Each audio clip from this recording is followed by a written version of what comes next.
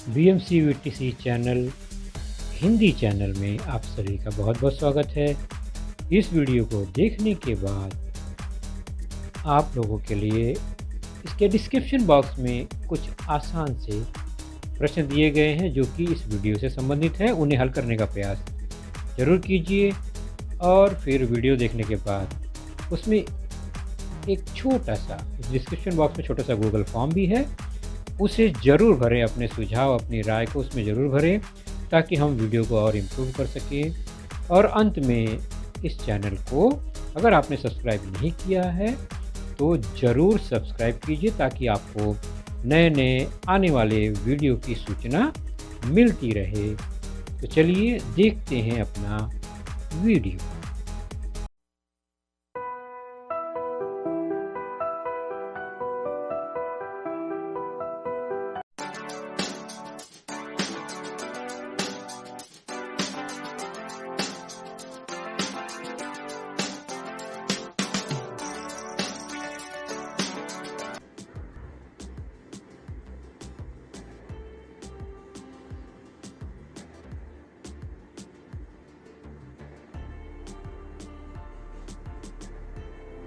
तो बच्चों, आज की कक्षा आपने देखा छठी और विषय है हमारा गणित। गणित विषय के अंतर्गत हमारा आज का जो पाठ है वह है आपके पाठ्य पुस्तक से लेसन नंबर 6 बार ग्राफ या स्तंभालेख।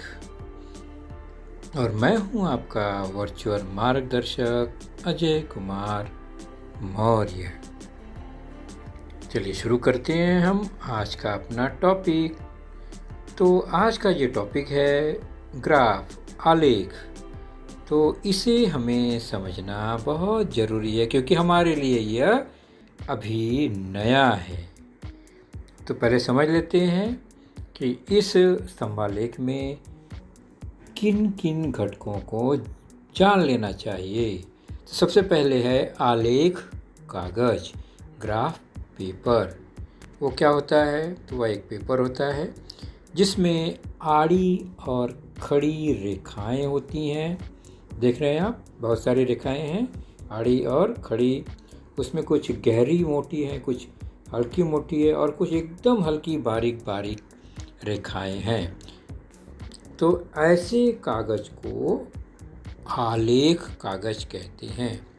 हर बारीक बारीक लाइन जो है वो 1-1 मिलीमीटर दूरी पर है, यानी समान अंतर पर है। हर मोटी लाइन जो है वो गहरी लाइन वह भी 1-1 सेंटीमीटर दूर पर है, समान अंतर पर है, चाहे वो आड़ी लाइन हो चाहे वो खड़ी लाइन हो। और अलग अलग कलर के रंगों के यह उपलब्ध हैं बाजार में। तो उसमें ऐसी आड़ी लाइन होती है, खड़ी लाइन होती है। खड़ी लाइन में देख रहे हैं मोटी मोटी यानी जो गहरी लाइन है, उसके बीच में कुछ एक हल्की लाइन है और उसके बीच में छोटी छोटी भी लाइन है, यानी कुल मिलाकर 2 गहरी लाइन के बीच में 10 लाइन है, 10 का अंतर है। और 2 मोटी लाइन जो है वो 1 सेंटीमीटर के अंतर पर होते हैं। वैसे ही आड़ी लाइन भी मिल जाती है। आड़ी और खड़ी दोनों मिलाकर देख रहे हैं आप, चौकोन चौकोन, चौरस चौरस, स्क्वायर, बॉक्स बन रहे हैं। तो अलग अलग रंगों के यह पेपर उपलब्ध हैं। रेखाएं ग्रीनिश, ब्लूइश, पिंक, अलग अलग कलर के मिलते हैं।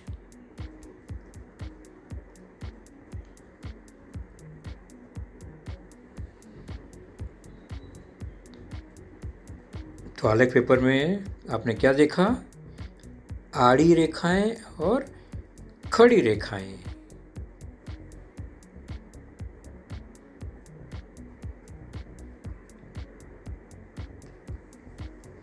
तो ये आलेख कागज है, ग्राफ पेपर।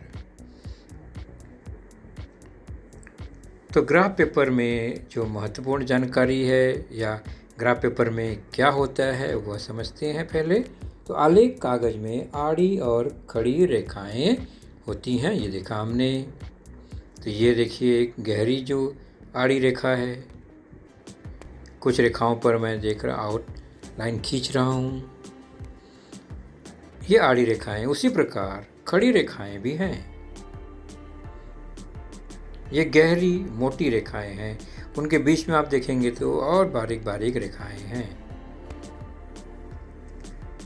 क्रमिक गहरी आड़ी और खड़ी रेखाओं के बीच 1 सेंटीमीटर का अंतर होता है। मतलब ये जो खड़ी रेखा है, 2 गहरी, उनके बीच में 1 सेंटीमीटर होगा, और जो आड़ी है उनके बीच में भी 1 सेंटीमीटर का अंतर होगा। ऐसे 1-1 सेंटीमीटर की दूरी पर ये गहरी रेखाएं खींची गई होती हैं। आड़ी और खड़ी रेखाओं से छोटे छोटे वर्ग बने हुए दिखाई देते हैं। इन दोनों जब एक दूसरे को क्रॉस करती हैं इस तरह से, तो छोटे छोटे वर्ग बन जाते हैं। आप देख रहे हैं यहाँ पर वर्ग, गहरी रेखाओं से जो बड़े वर्ग बने हैं, और जो हल्की हल्की रेखाएं उससे छोटे छोटे वर्ग बने हुए दिखाई देते हैं। तो ये आलेख पेपर इस तरह से होता है। तो हम रंगोली जब बनाते हैं तो एक तरह का आलेख बनाती हैं। याद है ना, आप लादी पर त्योहारों में बाहर हम लोग घर के सामने जब रंगोली बनाते हैं तो ऐसे डॉट डॉट बना के आलेख नुमा रचना बनाते हैं, फिर उसको जोड़ जोड़ कर बनाते हैं डिज़ाइन। चलिए अब हम एक आलेख का निरीक्षण करते हैं और अपने इस लेसन को समझने का प्रयास करते हैं। तो आलेख कागज पर दिखाई गई आड़ी रेखा को एक्स अक्ष कहा जाता है। ध्यान रखेंगे, इसमें 2 अक्ष होते हैं, एक्स और वाई। तो आड़ी रेखा को एक्स अक्ष कहते हैं, जैसे कि आपके स्क्रीन पर ये बनाया गया है। ये आलेख पेपर पर ये एक आड़ी रेखा है, दोनों तरफ तीर का निशान लगा दिया, इसका नाम है एक्स अक्ष। तो उसको हम एक्स लिख देंगे, वो एक्स अक्ष मान लिया जाएगा। उसी प्रकार आलेख कागज पर दिखाई गई खड़ी रेखा को वाई अक्ष कहते हैं। तो जो रेखा खड़ी होगी वह वाई अक्ष हो गई। तो उसका नाम कैसे लिखेंगे? वाई लिख देंगे। तो ये ग्राफ खींचने का तरीका है। जब भी हम आलेख बनाएंगे तो इस तरह से एक एक्स और एक वाई अक्ष खींचेंगे। ध्यान रखेंगे एक्स अक्ष नीचे की ओर थोड़ा खींचेंगे, वाई अक्ष लेफ्ट साइड में खींचते हैं। बीच में जगह होनी चाहिए, वहाँ पर हमें आलेख बनाना होता है। एक्स तथा वाई अक्ष जहाँ पर मिलते हैं, काटते हैं, उसे मूल बिंदु ओ से दर्शाते हैं। तो वहाँ पर मूल बिंदु ओ। तो ये कुछ आलेख के प्रमुख घटक दिखाई दे रहे हैं आपको।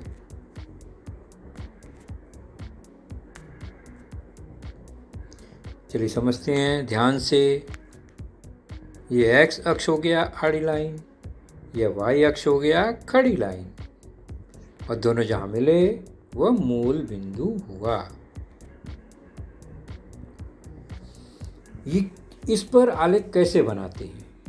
तो एक्स अक्ष पर क्या करते हैं, पहले जो प्रश्न में दी गई जानकारी है, शाब्दिक नाम, किसी भी नाम, यानी विषय का नाम, शहर का नाम, बच्चे का नाम, वाहन का नाम, वो नाम जो है वो हमेशा एक्स अक्ष पर लिखते हैं, यानी एक्स अक्ष के लिखते हैं। जैसे आपके पुस्तक में एक गांव का नाम है और वहाँ पर कुछ वाहनों की संख्या दी गई है, पेज नंबर 36 पर है, 35-36 पर है यह। तो साइकिल वाहन है उस गांव में, स्कूटर है, रिक्शा है, बैलगाड़ी है।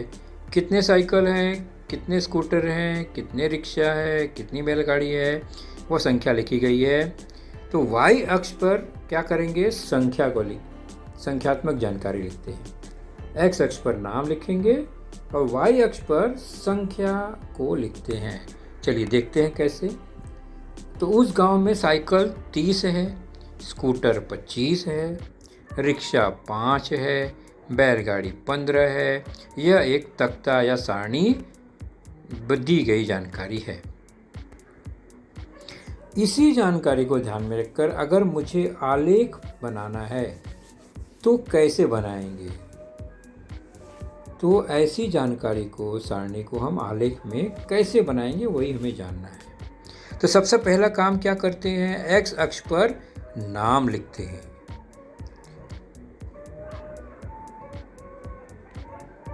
तो नाम एक्स अक्ष के मूल बिंदु के पास से शुरू करते हैं और समान अंतर पर नाम लिखते जाएंगे, अंतर समान रहेगा। जैसे साइकिल लिखा मैंने, उसके बगल में स्कूटर, फिर रिक्शा, फिर बैलगाड़ी, ये क्रम से मैंने लिख दिया सभी वाहनों के नाम। अब ध्यान से जो संख्या है कितने कितने उसको ध्यान से देखेंगे। 30, 25, 15, 5 ये सब है। इसमें किससे भाग जाता है वो एक सोचेंगे। ऐसी कौन सी संख्या है जिससे इन सब में भाग जाता है? तो हम देखेंगे तो 5 से सभी में भाग जाता है। तो 5 से भाग जा रहा है यहाँ पर। तो हम क्या करेंगे, ये 5 संख्या को ध्यान में रखेंगे और यही 5, 5, 5 अंतर छोड़कर y पे हम संख्या लिखेंगे। कैसे? तो अब y अक्ष पर संख्या को लिखा जाता है। तो y अक्ष पर हर सेंटीमीटर पे एक निशान लगाएंगे, जैसा कि आप देख रहे हैं।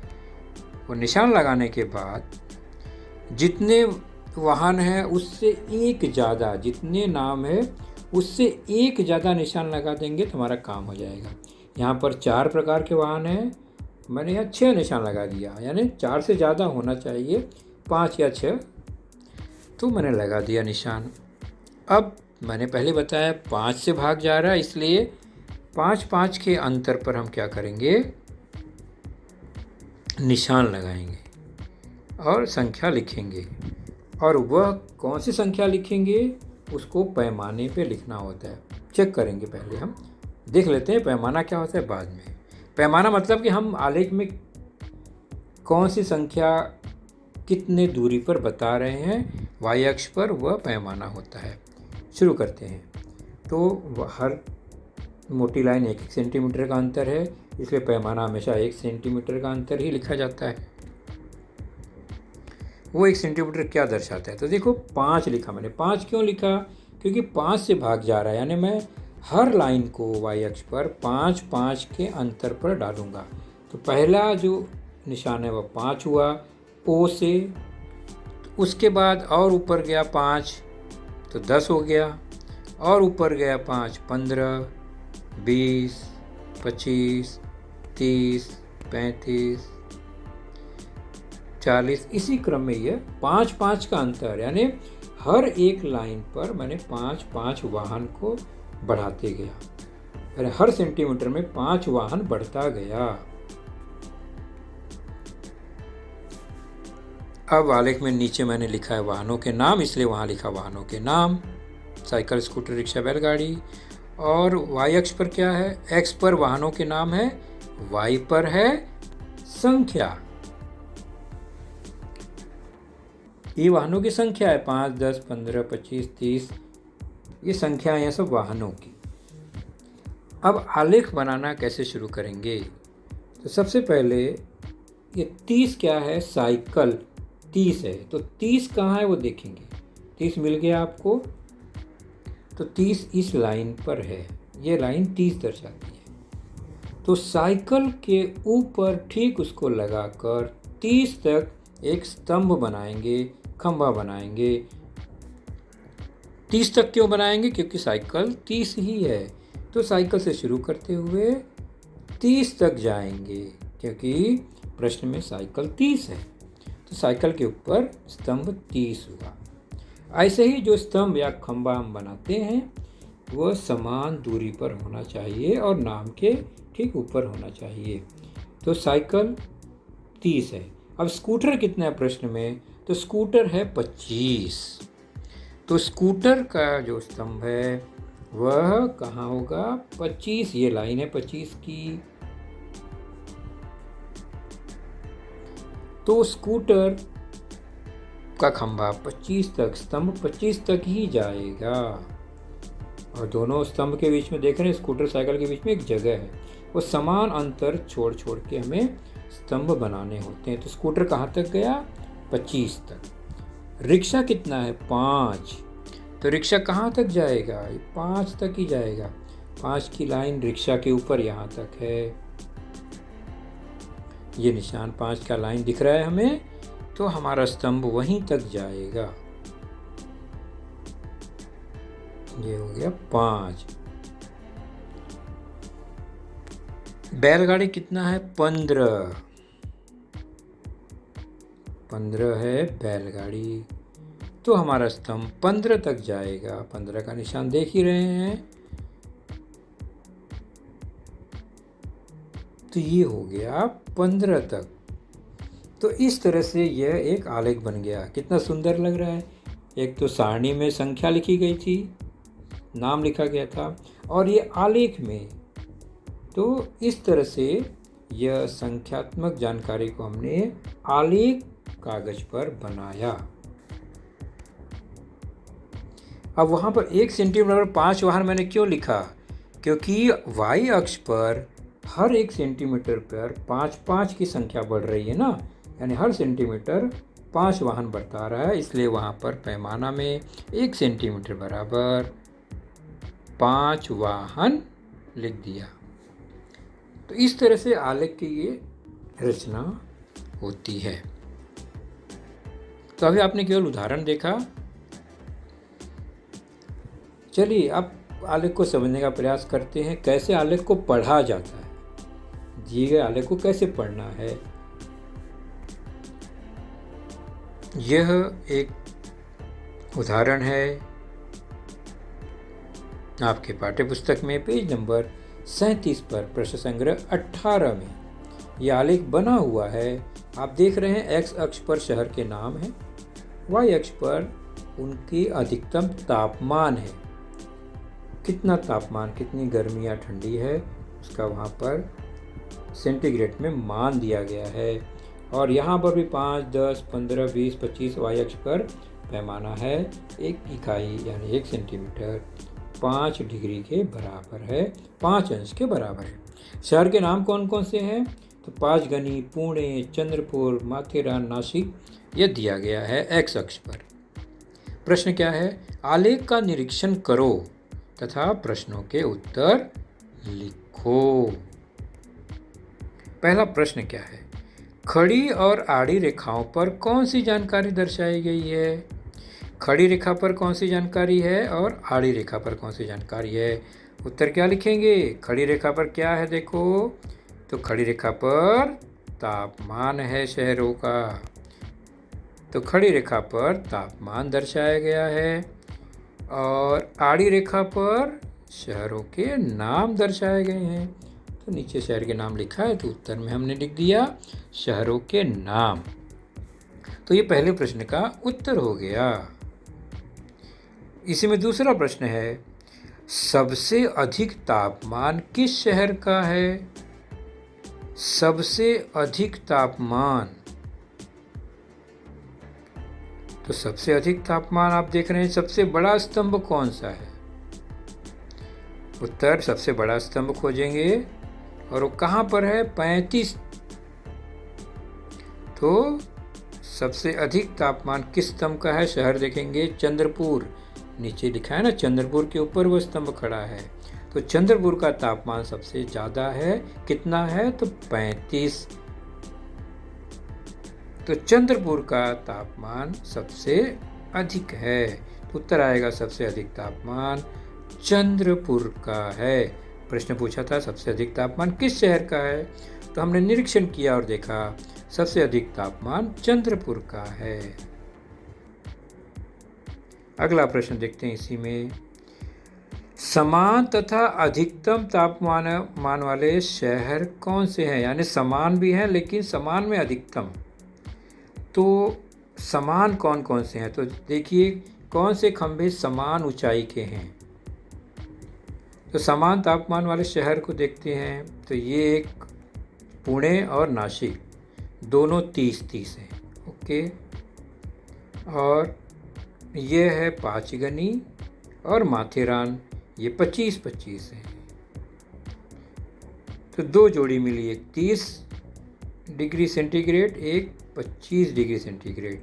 जिसमें अधिकतम तापमान कौन से है दोनों में? तो वह है पुणे और नासिक का। तो पुणे और नासिक समान है और अधिकतम है। तो पुणे तथा नासिक का तापमान अधिकतम है इस जोड़ी के हिसाब से।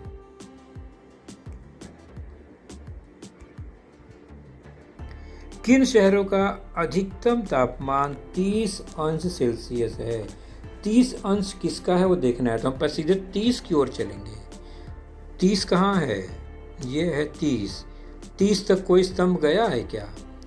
तो 2 स्तंभ दिखाई दे रहे हैं, एक पुणे और एक नासिक।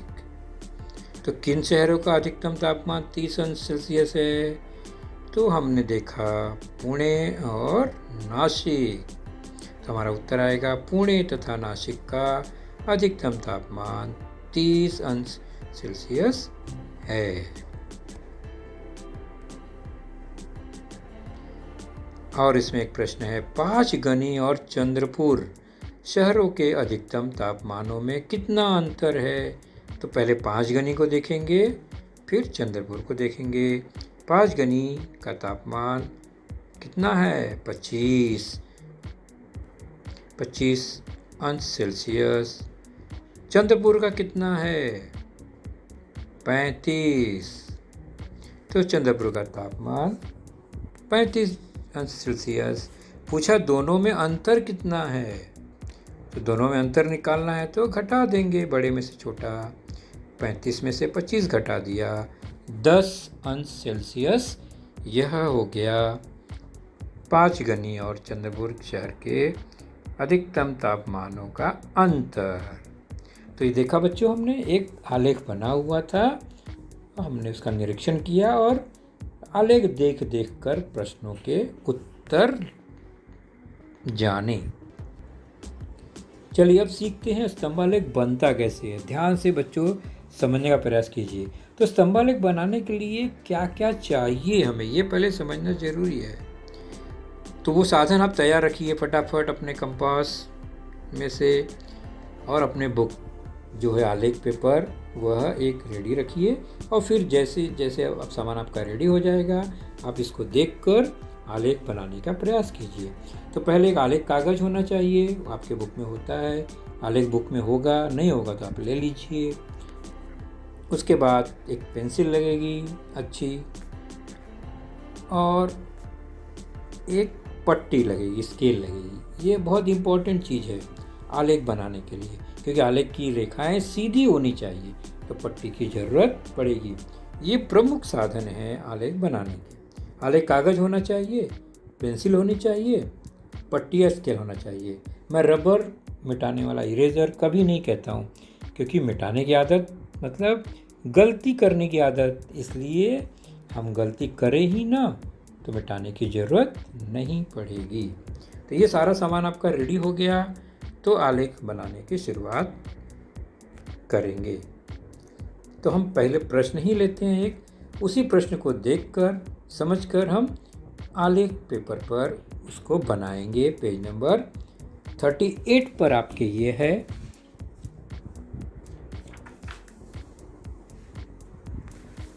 प्रश्न संग्रह 19 है, यहाँ पर 18 लिखा है मैंने, लेकिन वो प्रश्न संग्रह 19 है। लिखा, एक गांव के कुछ परिवार प्रमुखों के नाम और उनके परिवार द्वारा एक दिन में उपयोग किए जाने वाले पीने के पानी की मात्रा दी गई है। दी गई जानकारी के आधार पर स्तंभालेख तैयार करो। यानी यहाँ व्यक्ति प्रमुख का नाम दिया है और उस घर में कितना पानी इस्तेमाल होता है वह लिखा गया है एक सारणी में। और आलेख के लिए पैमाना इन्होंने लिख दिया है कि हर 1 सेंटीमीटर बराबर 10 लीटर लेकर हमें आलेख खींचना है y अक्ष पर। और यहाँ पर प्रश्न लिखा गया है नाम और कितना पानी लगता है, ये आपके पुस्तक में दिया गया है। रमेश को 30 लीटर, शोभा को 60 लीटर, शोभा के घर में जो है, अयूब के घर में 40 लीटर, जूली के घर में 50 लीटर और राहुल के घर में 55 लीटर पानी लगता है पीने का।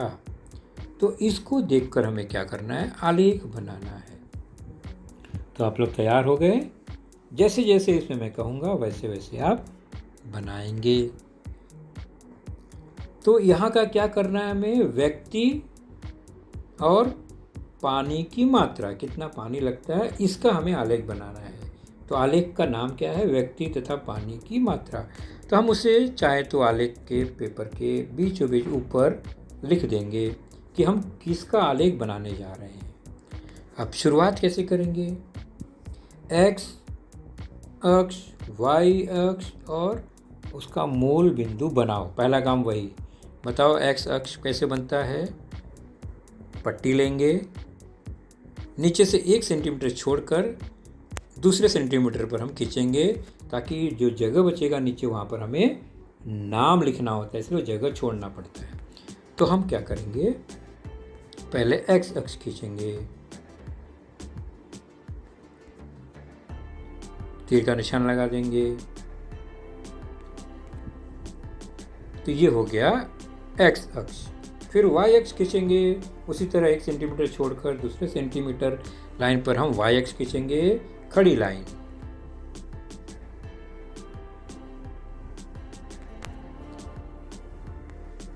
तो ये बन गया वाई अक्ष, तीर का निशान लगा दिया, नाम लिख देंगे एक्स और वाई। इतना काम हो गया। और दोनों जहां पर मिल रहे हैं वो हो गया मूल बिंदु ओ। ये पहला काम हमारा पूरा हो गया।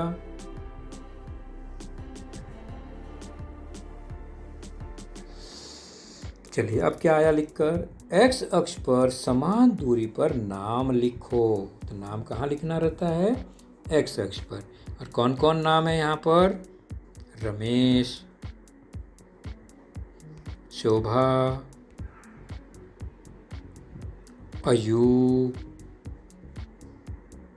जूली, राहुल, 5 व्यक्तियों का परिवार यहाँ पर है। तो ये हो गए नाम, एक्स अक्ष पर नाम। और वाई अक्ष पर क्या लिखना है, वाई अक्ष पर 1 सेंटीमीटर बराबर 10 लीटर, पैमाना पहले से बताया गया, लेकर हमें वहाँ पर अंक लिखने हैं। तो हर सेंटीमीटर पे निशान लगाएंगे, 10 10 10 बढ़ाते जाएंगे। तो ये पहला निशान 10, फिर 20, फिर 30, 40, 50, 60, 70। तो अधिकतम प्रश्न में क्या था, 60 लीटर शोभा का है, तो हमने 60 से एक ज़्यादा बना दिया, 70। एक ज़्यादा बनाने का कम से कम। अब क्या लिखना है, ये निशान लगाने के बाद आलेख कागज के ऊपर की ओर दाईं कोने में राइट साइड में पैमाना लिख दो। तो पैमाना क्या था, प्रश्न में दिया गया था, पैमाना है वाई अक्ष पर 1 सेंटीमीटर का अंतर जो है वो बराबर 10 लीटर के है, वो हमने बना दिया है, 10 20 30। तो यह भी काम पूरा हो गया। अब वाई अक्ष पर नाम के ऊपर समान अंतर पर हम स्तंभ बनाएंगे। ये बहुत इम्पोर्टेंट है। इतना तैयार होने के बाद हम स्तंभ बनाना शुरू करेंगे और तभी हमें पट्टी और पेंसिल की जरूरत पड़ेगी। तो सबसे पहले रमेश, 30 लीटर लगता है, 30 कहाँ पर है हमने देखा, और रमेश का नाम भी कहाँ है देखा। तो हम रमेश के नाम के पर 30 निशान जहाँ है वहाँ से एक लाइन खींचेंगे। आखिर स्तंभ बनाते कैसे हैं, तो पट्टी से इस तरह से 30 से शुरू करके बनाएंगे, या यहाँ से 30 तक ले जाएंगे, 30 होना चाहिए। ये 30 की एक लाइन बन गई, लेकिन स्तंभ नहीं बना। फिर क्या करेंगे, थोड़े अंतर पर रमेश के ऊपर ही 30 से शुरू करके फिर से खड़ी लाइन खींचेंगे। तब रमेश के ऊपर आप देख रहे हैं 2 लाइन है, अब उसको जोड़ देंगे और स्तंभ बनाएंगे, इस तरह से मिला देंगे, पट्टी से सीधे मिला दिया। तो ये बन गया रमेश के ऊपर एक स्तंभ 30 लीटर, 30 के सामने बना है ना, तो जो प्रश्न में 30 था हम 30 तक पहुंच गए। इसको आप डार्क कर देंगे तो एक स्तंभ दिखाई देगा। बन गया ना रमेश का 30 लीटर। ऐसे ही सभी व्यक्तियों का नाम पढ़िए और स्तंभ बनाते जाइए। तो दूसरा नाम है शोभा का, और शोभा के यहाँ 60 लीटर पानी लगता है। तो 60 कहाँ पर है आपको पता है? 60 दिख रहा है, वहाँ तक ले जाइए शोभा के ऊपर 60 तक। और रमेश और शोभा के बीच में जो अंतर है, स्तंभ का गैप है, वो उतना ही रखिए समान हर एक के बीच में। तो शोभा का 60 तक पहुँच गया। अयूब 40 लीटर, तो अयूब पे स्तंभ जो बनेगा 40 तक ही जाएगा। जूली का प्रश्न में लिखा है 50 लीटर, तो 50 कहाँ पर है? तो ये हो गया 30, 40, 50। और राहुल का 55 है, 55 कहाँ पर है इसमें भाई? 50 हमें पता है, 60 हमें पता है, 55 कहाँ है? तो 55 उसके बीच में आएगा, जो थोड़ी हल्की गहरी है। तो 50 और 60 के बीच में ये हो गया 55 लीटर। तो इस तरह से यह एक स्तंभालेख बन गया। तो स्तंभालेख बनाते समय हमें क्या क्या ध्यान रखना है उसे नोट कर लीजिए फिर से। तो सबसे पहले एक अक्ष, आड़ी लाइन एक्स अक्ष, फिर खड़ी लाइन वाई अक्ष, पट्टी की सहायता से बनाइए, मूल बिंदु ओ लिखिए, और ये जो जगह दिख रहा है इसी के अंदर हमारा स्तंभ बनेगा। और राइट कॉर्नर में ऊपर पैमाना लिखना है, और एक्स अक्ष पर नाम होगा और वाई अक्ष पर उसकी संख्यात्मक जानकारी। तो एक्स पर नाम, वाई पर संख्या होगी हमेशा, और फिर एक्स अक्ष पर इस तरह से स्तंभ बनेंगे। जितने नाम होंगे उतने स्तंभ बनेंगे, और जहाँ तक संख्यात्मक जानकारी होगी दी गई उस हिसाब से स्तंभ बनता है। तो बच्चों, आपने देखा आज का लेसन, उसके प्रमुख मुद्दों को ध्यान से बार बार दोबारा देखकर समझने का प्रयास कीजिए, क्योंकि एक बार देखने पर किसी को भी वो पूरा मुद्दा समझ में नहीं आता। तो जैसे ही हम 2 बार 3 बार देखेंगे तो हमें वह समझ में आने लगेगा। और इसके आगे की जानकारी जो होगी बच्चों, वह निश्चित ही हमारे अगले वीडियो में होगी। तो उस वीडियो को देखने के लिए, उसकी सूचना प्राप्त करने के लिए जो नीचे सब्सक्राइब का बटन होता है उसे ज़रूर प्रेस कीजिए और नोटिफिकेशन ऑन रखिए, ताकि जैसे ही हमारा लेसन चैनल पर डाला जाएगा आपको वह तुरंत प्राप्त होगा। तो अपना ख्याल रखिए, सुरक्षित रहिए। Thank you.